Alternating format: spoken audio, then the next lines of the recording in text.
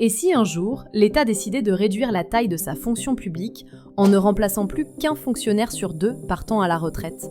C'est exactement ce que vient de décider le Sénat ce samedi 6 décembre 2025. Dans le cadre de l'examen du projet de loi de finances pour l'année 2026, les sénateurs ont voté une mesure radicale: ne remplacer qu'un fonctionnaire sur 2 qui part à la retraite. Cette décision marquante vise à réduire les dépenses publiques, mais elle suscite déjà de vives controverses.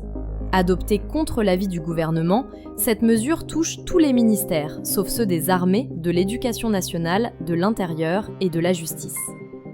L'objectif est de contenir les coûts liés au salaire et à l'organisation de l'administration publique, mais cette approche suscite des inquiétudes.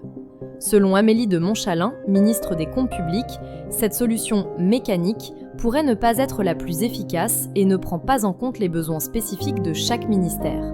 En d'autres termes, la réduction systématique pourrait nuire à la qualité des services publics. En parallèle, une autre mesure a été validée par le Sénat, augmentant le délai de carence dans la fonction publique d'État en cas d'arrêt maladie, passant de 1 à 3 jours.